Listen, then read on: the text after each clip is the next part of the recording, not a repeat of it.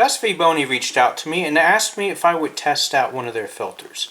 And they sent me their CLS filter. Let's go ahead and open this up and see how it looks.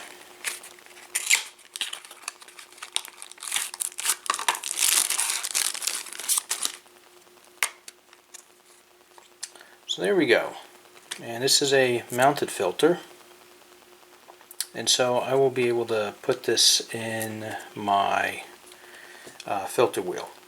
And I plan to run it with my ZWO ASI 533. Alright, so I went ahead and got the CLS filter installed. We're going to have it in position 5. And you can see that position 1 is a luminance filter. So this should be interesting. Okay, so I had a chance to spend a little bit of time with this SVBony CLS filter. Now the weather down here has been horrible, and I didn't get to spend as much time as I would like. But I was able to get about an hour and a half with a full moon out, and I figured that would be a good test of a light pollution filter. And then I was able to get just under 4 hours with about a half moon. Now I have this labeled up here as half moon, but really about the first 2 hours of this was no moon, and then a 45% moon had risen. So it's really better than just a half moon. And I thought this would be a good way of seeing how the filter performed in 2 different light conditions. With the full moon, I mean, this is going to be like a Bortle 7 or 8. I'm in a Bortle 4, and so I think this will be pretty good. Okay, so on the left, this is 1 hour, 24 minutes with a full moon. And that's what we got. Now it's just an hour and a half, really, so I wasn't expecting much.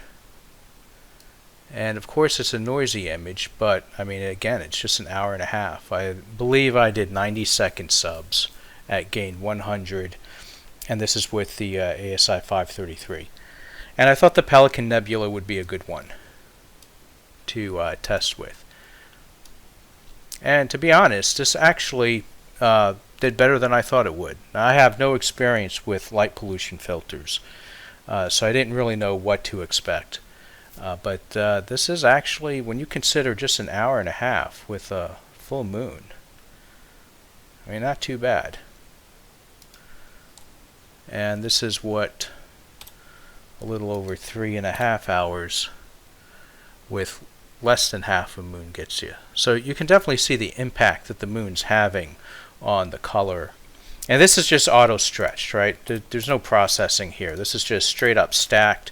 I stacked in PixInsight with darks, and that's it. No flats, no dark flats in this. And here's the comparison between the two. So now I did process both of these to see how they turned out, and we can run through the processing real quick. This was just a quick process. I didn't spend a whole lot of time on this, but I thought this would be a good idea to see what we have. So here's our full moon shot with dynamic background extraction applied. And then this is with color calibration. You can actually see the 2 reference points. So this was my background reference and this was my light reference, and I just use the standard color calibration. So I ran background neutralization first and then color calibration. So after color calibration, I went ahead and stretched it, and this was stretched just simply using the Easy Processing Suite soft stretch. That's all it is. Then after that, I subtracted the stars, and we can see what the stars look like.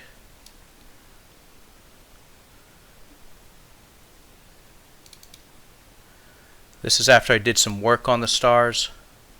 Basically, all I do with the stars, I subtract the green completely with the SCNR tool, and then I pull back on curves just a little bit, and then I increase saturation just a little bit, just to get some of the color back on the stars.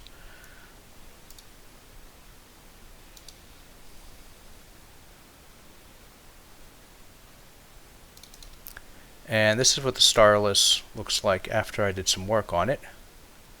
Mostly just curves, a little bit of masking. Basically when I darken these areas, I have these extra dark areas masked off. That way I'm not making them too dark.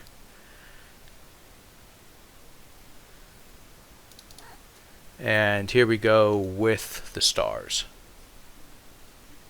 So I mean, there's the final image. Now there's no noise reduction. I didn't do any of that on this. And so really 1 hour 24 minutes with a full moon out with that filter, and this is what I got.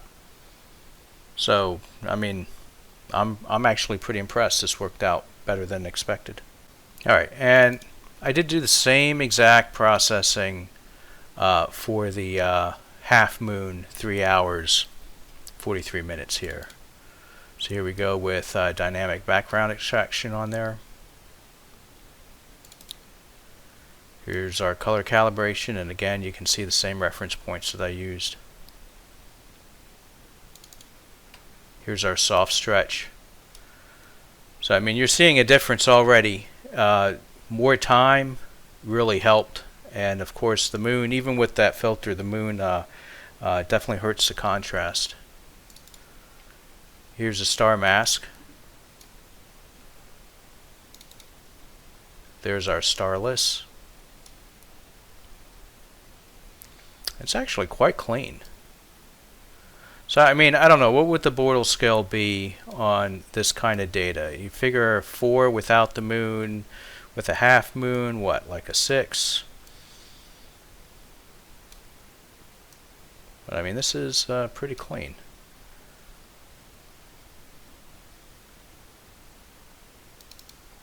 Here's the stars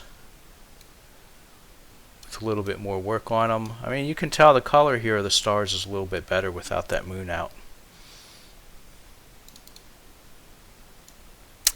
And here's the starless after I did some processing. And I'll be honest, I did less on this one than I did on the full moon shot.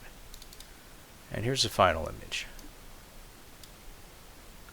So image on the left, call it a Bortle 8 full moon, only an hour and a half worth of data on there. Image on the right, kind of like a Bortle 5-6 with this SVBony CLS filter, and we got a little under 4 hours on there.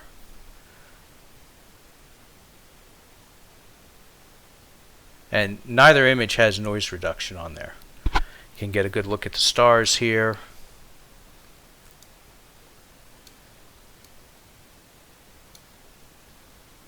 So I really honestly wanted to spend like 10 hours or so on this, but just didn't have the opportunity. The weather's just been a killer today. So anyway, here you go. I think the results speak for themselves. If you have any questions or anything, please let me know in the comments. Thanks a lot.